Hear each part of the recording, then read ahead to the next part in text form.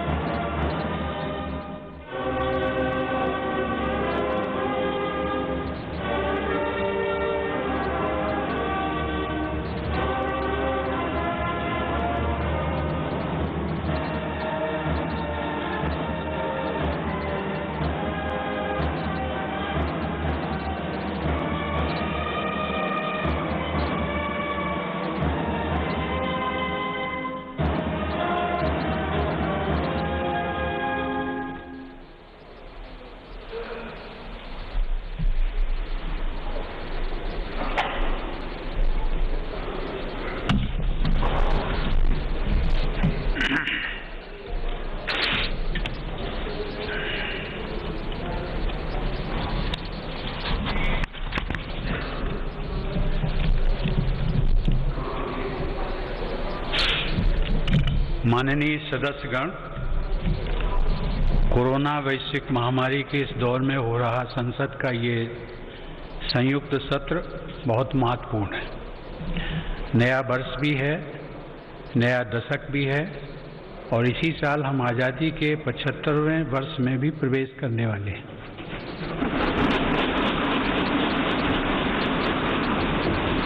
आज संसद के आप सभी सदस्य हर भारतवासी के इस संदेश और इस विश्वास के साथ यहाँ उपस्थित हैं कि चुनौती कितनी ही बड़ी क्यों न हो, न हम रुकेंगे और न भारत रुकेगा।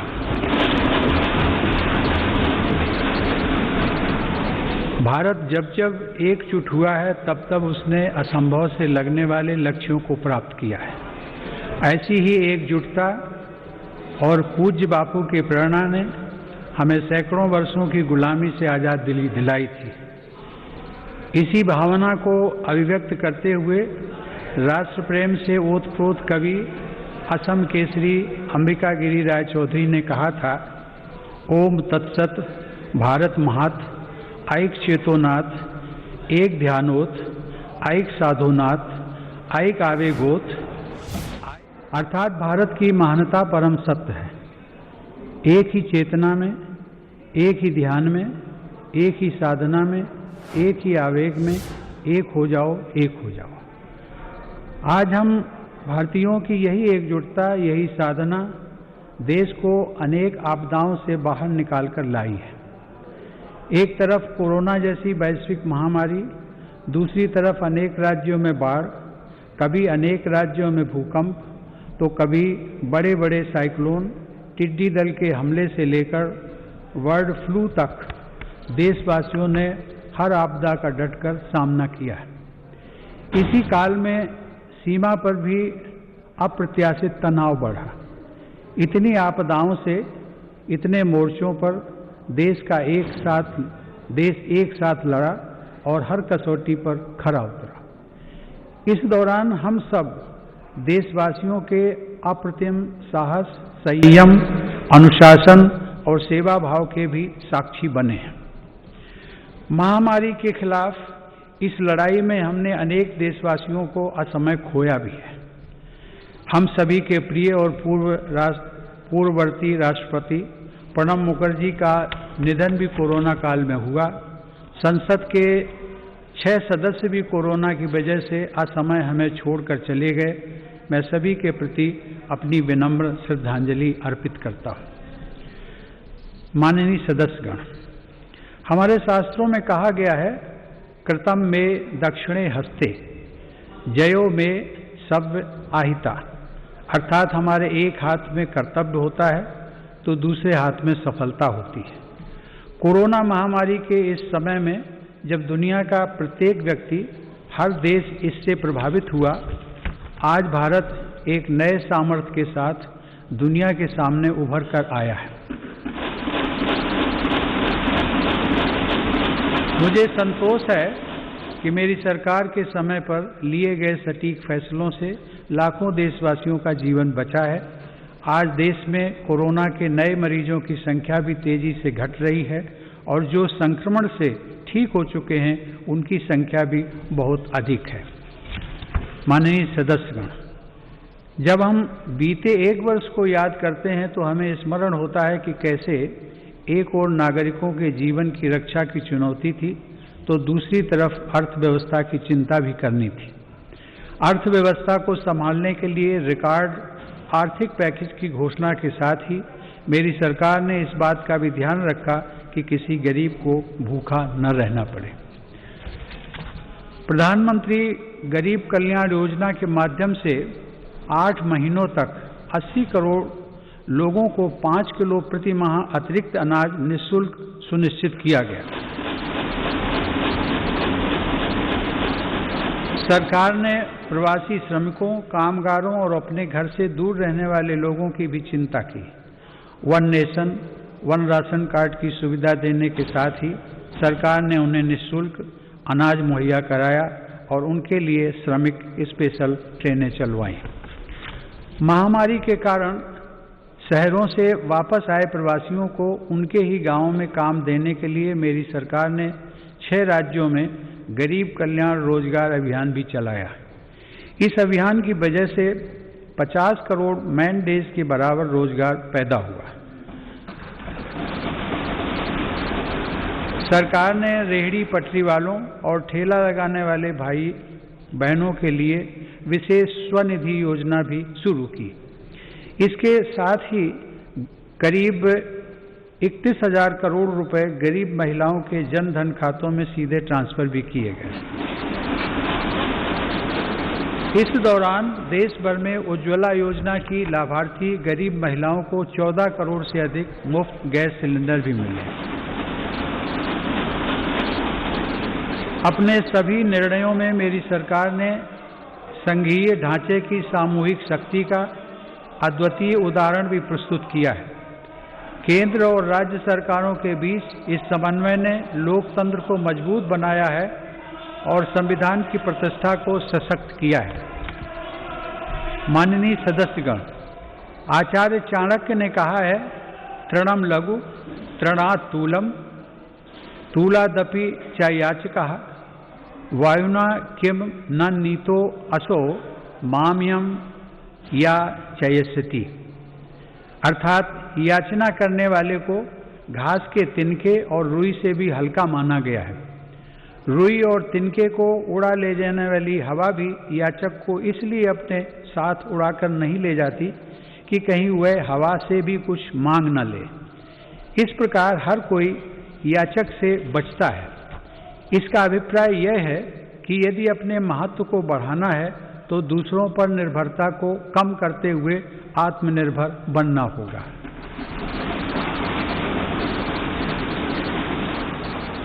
आज़ादी की लड़ाई के समय हमारे स्वतंत्रता सेनानी जिस सशक्त और स्वतंत्र भारत का सपना देख रहे थे, उस सपने को सच करने का आधार भी देश की आत्मनिर्भरता से ही जुड़ा था। कोरोना काल में बनी वैश्विक परिस्थितियों ने जब हर देश की प्राथमिकता उसकी अपनी ज़रूरतें थी, हमें ये याद दिलाया है कि आत्मनिर्भर भारत का निर्माण क्यों इतना महत्वपूर्ण है। इस दौरान भारत ने बहुत ही कम समय में 2200 से अधिक प्रयोगशालाओं का नेटवर्क बनाकर हजारों वेंटिलेटर्स का निर्माण करके पीपीई किट से लेकर टेस्ट किट बनाने तक में आत्मनिर्भरता हासिल करके अपनी वैज्ञानिक क्षमता, अपनी तकनीकी दक्षता और अपने मजबूत स्टार्टअप इकोसिस्टम का भी परिचय दिया है। हमारे लिए यह और भी गर्व की बात है कि आज भारत दुनिया का सबसे बड़ा टीकाकरण अभियान चला रहा है। इस प्रोग्राम की दोनों वैक्सीन भारत में ही निर्मित हैं। संकट के इस समय में भारत ने मानवता के प्रति अपने दायित्व का निर्वहन करते हुए अनेक देशों को कोरोना वैक्सीन की लाखों खुराक उपलब्ध कराई है। भारत के इस कार्य की विश्व भर में हो रही प्रशंसा हमारी हजारों वर्ष पुरानी संस्कृति सर्वे संतु निरामया की भावना के साथ जग कल्याण की हमारी प्रार्थना हमारे प्रयासों को और ऊर्जा दे रही है। माननीय सदस्यगण, मेरी सरकार द्वारा स्वास्थ्य के क्षेत्र में पिछले 6 वर्षों में जो कार्य किए गए हैं उनका बहुत बड़ा लाभ हमने इस कोरोना संकट के दौरान देखा है। इन वर्षों में इलाज से जुड़ी व्यवस्थाओं को आधुनिक बनाने के साथ ही बीमारी से बचाव पर भी उतना ही बल दिया गया है। राष्ट्रीय पोषण अभियान, फिट इंडिया अभियान, खेलो इंडिया अभियान ऐसे अनेक कार्यक्रमों से स्वास्थ्य को लेकर देश में नई सतर्कता आई है। आयुर्वेद और योग को बढ़ावा देने के मेरी सरकार के प्रयासों का लाभ भी हमें देखने को मिला है। मेरी सरकार के प्रयासों से आज देश की स्वास्थ्य सेवाएं गरीबों को आसानी से उपलब्ध हो रही हैं तथा बीमारियों पर होने वाला उनका खर्च कम हो रहा है। आयुष्मान भारत प्रधानमंत्री जन आरोग्य योजना के तहत देश में 1.5 करोड़ गरीबों को 5 लाख रुपए तक का मुफ्त इलाज मिला है। इससे इन गरीबों को 30,000 करोड़ रुपए से ज़्यादा खर्च होने से बचे हैं। आज देश के 24,000 से ज़्यादा अस्पतालों में से किसी में भी आयुष्मान योजना का लाभ लिया जा सकता है। इसी तरह प्रधानमंत्री भारतीय जन औषधि योजना के तहत देश भर में बने 7,000 केंद्रों से गरीबों को बहुत सस्ती दर पर दवाइयां मिल रही हैं। इन केंद्रों में रोजाना लाखों मरीज दवाई खरीद रहे हैं। कीमत कम होने की वजह से मरीजों को सालाना लगभग 3,600 करोड़ रुपए की बचत हो रही है। माननीय सदस्यगण, देश में स्वास्थ्य सेवाओं के विस्तार के लिए मेडिकल शिक्षा का विस्तार भी अत्यंत आवश्यक है। साल 2014 में देश में सिर्फ 387 मेडिकल कॉलेज थे, लेकिन आज देश में 562 मेडिकल कॉलेज हैं। बीते 6 वर्षों में अंडर ग्रेजुएट और पोस्ट ग्रेजुएट चिकित्सा शिक्षा में 50,000 से ज़्यादा सीटों की वृद्धि हुई है। प्रधानमंत्री स्वास्थ्य सुरक्षा योजना के तहत सरकार ने 22 नए एम्स को भी मंजूरी दी है।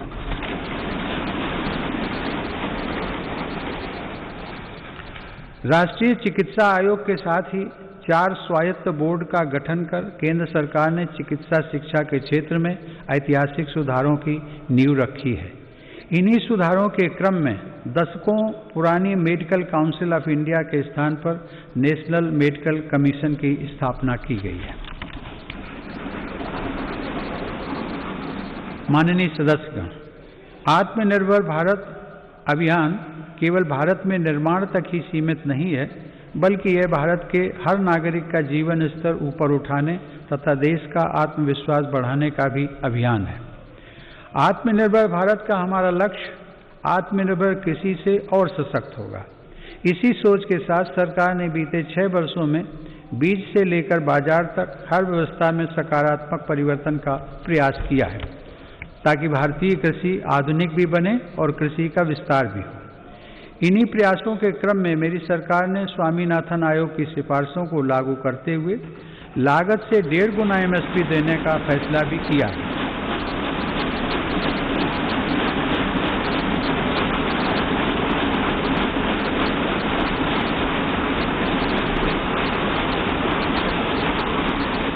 मेरी सरकार आज न सिर्फ MSP पर रिकॉर्ड मात्रा में खरीद कर रही है, बल्कि खरीद केंद्रों की संख्या को भी बढ़ा रही है। आज कृषि के लिए उपलब्ध सिंचाई के साधनों में भी व्यापक सुधार आ रहा है। पर ड्रॉप मोर क्रॉप के मंत्र पर चलते हुए सरकार पुरानी सिंचाई परियोजनाओं को पूरा करने के साथ ही सिंचाई के आधुनिक तरीके भी किसानों तक पहुंचा रही है। 2013-14 में जहां 42 लाख हेक्टेयर जमीन में ही माइक्रो इरिगेशन की सुविधा थी, वहीं आज 56 लाख हेक्टेयर से ज़्यादा अतिरिक्त जमीन को माइक्रो इरिगेशन से जोड़ा जा चुका है। मुझे खुशी है कि सरकार के इन प्रयासों को हमारे किसान अपने परिश्रम से और आगे बढ़ा रहे हैं। आज देश में खाद्यान्न उपलब्धता रिकॉर्ड स्तर पर है। वर्ष 2008-09 में जहां देश में 234 मिलियन टन खाद्यान्न की पैदावार हुई थी, वहीं साल 2019-20 में देश की पैदावार बढ़कर 296 मिलियन टन तक पहुंच गई है। इसी अवधि में सब्जी और फलों का उत्पादन भी 215 मिलियन टन से बढ़कर अब 320 मिलियन टन तक पहुंच गया है। मैं इसके लिए देश के किसानों का अभिनंदन करता हूं। माननीय सदस्यगण, समय की मांग है कि कृषि क्षेत्र में हमारे जो छोटे और सीमांत किसान हैं, जिनके पास सिर्फ 1 या 2 हेक्टेयर जमीन होती है, उन पर विशेष ध्यान दिया जाए। देश के सभी किसानों में से 80% से ज़्यादा ये छोटे किसान ही हैं और इनकी संख्या 10 करोड़ से ज़्यादा है। मेरी सरकार की प्राथमिकताओं में ये छोटे और सीमांत किसान भी हैं। ऐसे किसानों के छोटे छोटे खर्च में सहयोग करने के लिए पीएम किसान सम्मान निधि के जरिए उनके खातों में लगभग 1,13,000 करोड़ से अधिक रुपए सीधे ट्रांसफर किए जा चुके हैं। प्रधानमंत्री फसल बीमा योजना का लाभ भी देश के छोटे किसानों को हुआ है। इस योजना के तहत पिछले 5 वर्षों में किसानों को 17,000 करोड़ रुपए प्रीमियम के एवज में लगभग 90,000 करोड़ रुपए की राशि मुआवजे के तौर पर मिली है। देश के छोटे किसानों को साथ जोड़कर 10,000 किसान उत्पादक संगठनों यानी फार्मर प्रोड्यूसर ऑर्गेनाइजेशंस को स्थापित करने का अभियान एक ऐसा ही प्रभावशाली कदम है। इससे इन छोटे किसानों को समृद्ध किसानों की तरह बेहतर तकनीक, ज़्यादा ऋण, पोस्ट हार्वेस्टिंग प्रोसेसिंग एवं मार्केटिंग की सुविधाएं और प्राकृतिक आपदा के समय सुरक्षा मिलनी सुनिश्चित हुई है। इससे किसानों को अपनी फसल की ज़्यादा कीमत और ज़्यादा बचत का विकल्प भी मिला है।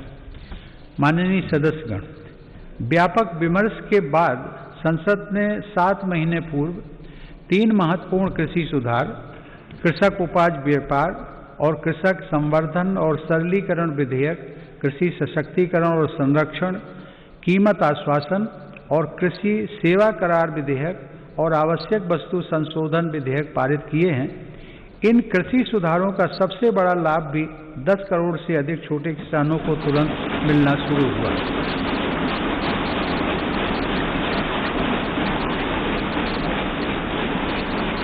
छोटे किसानों को होने वाले इन लाभों को समझते हुए ही अनेक राजनीतिक दलों ने समय समय पर इन सुधारों को अपना भरपूर समर्थन दिया था।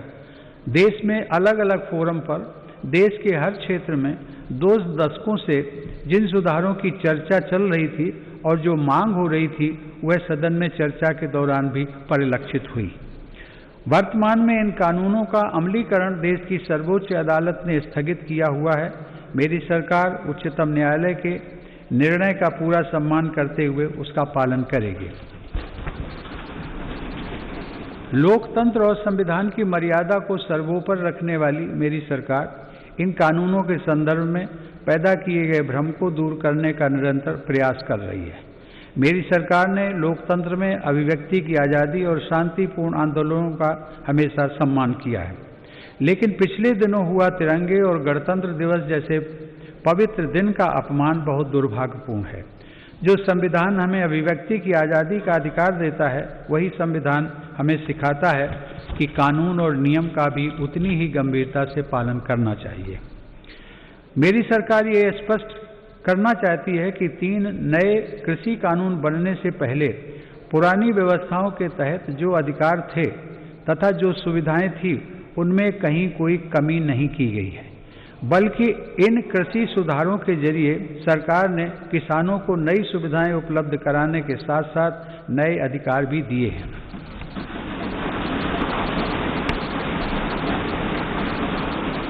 माननीय सदस्यगण, कृषि को और लाभकारी बनाने के लिए मेरी सरकार आधुनिक कृषि इंफ्रास्ट्रक्चर पर भी विशेष ध्यान दे रही है। इसके लिए 1 लाख करोड़ रुपए के एग्रीकल्चर इंफ्रास्ट्रक्चर फंड की शुरुआत की गई है। देश भर में शुरू की गई किसान रेल भारत के किसानों को नया बाजार उपलब्ध कराने में नया अध्याय लिख रही है। यह किसान रेल एक तरह से चलता फिरता कोल्ड स्टोरेज है। अब तक 100 से ज़्यादा किसान रेलें चलाई जा चुकी हैं, जिनके माध्यम से 38,000 टन से ज़्यादा अनाज और फल सब्जियां एक क्षेत्र से दूसरे क्षेत्र तक किसानों द्वारा भेजी गई हैं। माननीय सदस्यगण, किसानों की आय बढ़ाने के लिए मेरी सरकार ने पशुधन को आय के स्रोत के रूप में स्थापित करने पर भी विशेष जोर दिया है। इसी का परिणाम है कि देश का पशुधन पिछले 5 वर्षों में सालाना 8.2% की दर से बढ़ रहा है। सरकार ने डेयरी क्षेत्र में बुनियादी ढांचे की स्थापना और निवेश को प्रोत्साहित करने के लिए 15,000 करोड़ रुपए के पशुपालन अवसंरचना विकास कोष की स्थापना भी की है। मेरी सरकार ने पशुपालन और मत्स्य पालन को भी कृषि क्षेत्र की तरह ही किसान क्रेडिट कार्ड की सुविधा दी है। देश में प्रधानमंत्री मत्स्य संपदा योजना के माध्यम से मछुआरों की आय को बढ़ाने के लिए भी काम हो रहा है। इस क्षेत्र में अगले 5 सालों में लगभग 20,000 करोड़ रुपए का निवेश करने की योजना है। किसानों की आमदनी बढ़ाने के लिए मेरी सरकार अन्नदाता को ऊर्जादाता बनाने का भी अभियान चला रही है। प्रधानमंत्री कुसुम योजना के तहत किसानों को 20 लाख सोलर पंप दिए जा रहे हैं। सरकार द्वारा गन्ने के सीरे, मक्का, धान इत्यादि से एथनॉल के उत्पादन को भी बढ़ावा दिया जा रहा है। पिछले 6 वर्षों में सरकार की सकारात्मक नीतियों के कारण एथनॉल का उत्पादन 38 करोड़ लीटर से बढ़कर 190 करोड़ लीटर हुआ है। यह उत्पादन इस वर्ष बढ़कर 320 करोड़ लीटर तक हो जाएगा, ऐसी उम्मीद है।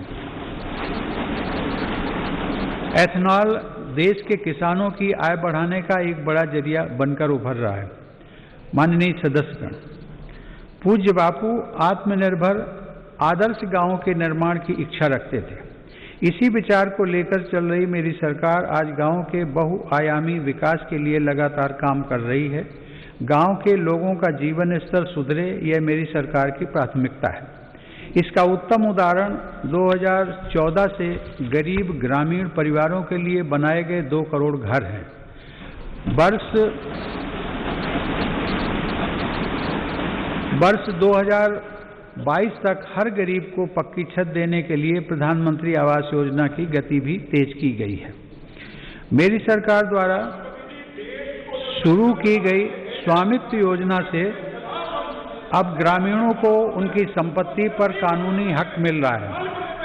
स्वामित्व के इस अधिकार से अब गांव में भी संपत्तियों पर बैंक लोन लेना, हाउस लोन लेना आसान बनेगा और ग्रामीण क्षेत्रों में आर्थिक गतिविधियां तेज होंगी। इस योजना का भी विशेष लाभ गांव के छोटे उद्यमियों और कुटीर उद्योगों से जुड़े लोगों तथा छोटे किसानों को होगा। माननीय सदस्यगण, बाबा साहेब आम्बेडकर संविधान के मुख्य शिल्पी होने के साथ साथ हमारे देश में वाटर पॉलिसी को दिशा दिखाने वाले भी थे। 8 नवंबर 1945 को कटक में एक कॉन्फ्रेंस के दौरान उन्होंने कहा था, water is wealth, water being the wealth of the people and its distribution being uncertain, the correct approach is not to complain against nature but to conserve water. Babasaheb की प्रेरणा को साथ लेकर मेरी सरकार जल जीवन मिशन की महत्वाकांक्षी योजना पर काम कर रही है। इसके तहत हर घर जल पहुंचाने के साथ ही जल संरक्षण पर भी तेज गति से काम किया जा रहा है। मुझे यह बताते हुए हर्ष है कि इस अभियान के तहत अब तक 3 करोड़ परिवारों को पाइप वाटर सप्लाई से जोड़ा जा चुका है। इस अभियान में अनुसूचित जातियों व जनजातियों के भाई बहनों तथा वंचित वर्गों के अन्य लोगों को प्राथमिकता के आधार पर पानी का कनेक्शन दिया जा रहा है।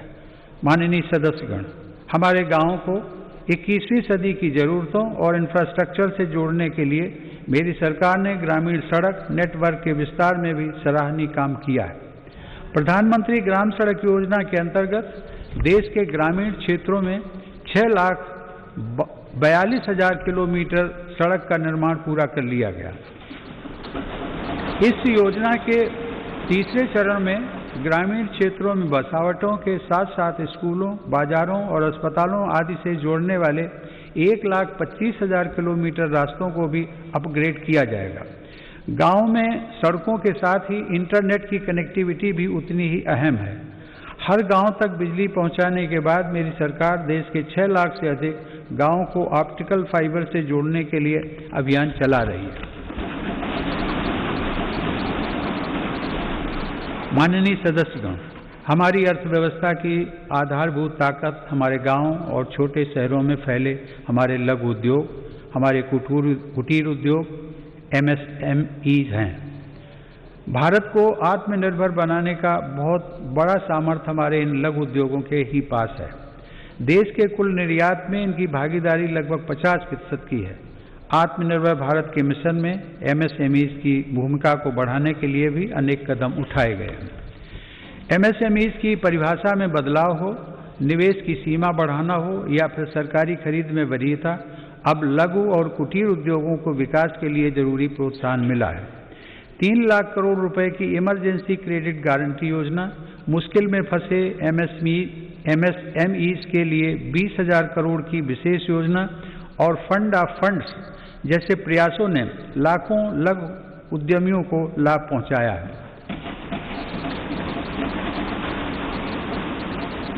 जेम पोर्टल से देश के दूर दराज वाले क्षेत्रों के MSMEs को सरकारी खरीद में पारदर्शिता के साथ साथ अधिक भागीदारी भी मिल रही है।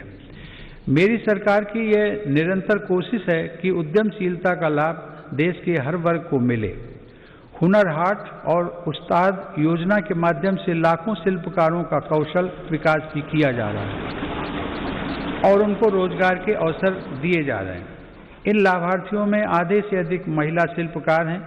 ई-हाट के माध्यम से इन शिल्पकारों को पूरी दुनिया के खरीदारों से जोड़ा जा रहा है। आत्मनिर्भर भारत में महिला उद्यमियों की विशेष भूमिका है। मेरी सरकार ने महिलाओं को स्वरोजगार के नए अवसर देने के लिए कई कदम उठाए हैं। मुद्रा योजना के तहत अब तक 25 करोड़ से ज़्यादा ऋण दिए जा चुके हैं, जिसमें से लगभग 70% ऋण महिला उद्यमियों को मिले हैं।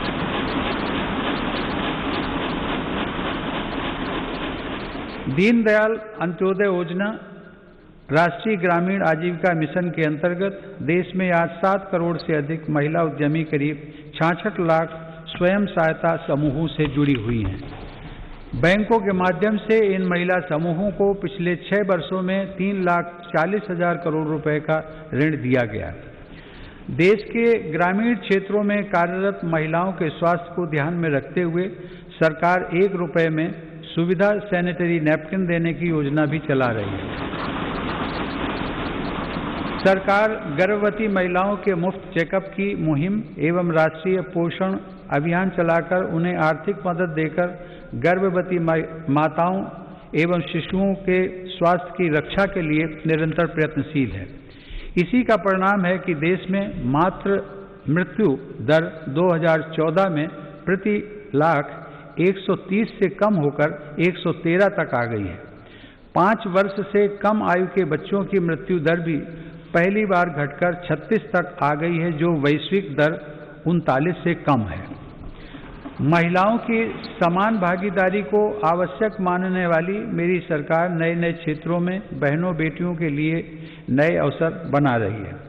भारतीय वायुसेना की फाइटर स्ट्रीम हो, मिलिट्री पुलिस में महिलाओं की नियुक्ति हो या फिर अंडरग्राउंड माइंस में तथा ओपन कास्ट माइंस में महिलाओं को रात्रि में कार्य करने की अनुमति, ये सभी निर्णय पहली बार मेरी सरकार ने ही लिए हैं। महिला सुरक्षा को ध्यान में रखते हुए वन स्टॉप सेंटर, अपराधियों का राष्ट्रीय database, emergency response support system और देश भर में फास्ट ट्रैक कोर्ट पर तेजी से काम किया गया। माननीय सदस्यगण, 21वीं सदी की वैश्विक आवश्यकताओं और चुनौतियों को ध्यान में रखते हुए सरकार ने राष्ट्रीय शिक्षा नीति की घोषणा की है। राष्ट्रीय शिक्षा नीति में पहली बार छात्रों को अपनी रुचि के हिसाब से विषय पढ़ने की आज़ादी दी गई है। किसी कोर्स के बीच में भी विषय और स्ट्रीम बदलने का विकल्प युवाओं को दिया गया है। मेरी सरकार ने ई विद्या के अंतर्गत स्कूली शिक्षा के लिए दीक्षा ऑनलाइन पोर्टल को one nation one digital platform के रूप में विकसित किया है। विद्यार्थियों के हितों के लिए संवेदनशील मेरी सरकार ने जेईई और नीट परीक्षाओं का भी सफल आयोजन कर उनका 1 साल व्यर्थ होने से बचाया है। माननीय सदस्यगण, मेरी सरकार का मानना है कि सबसे ज्यादा वंचित वर्गों की सामाजिक और आर्थिक विकास की यात्रा गुणवत्ता युक्त शिक्षा से आरंभ होती है। सरकार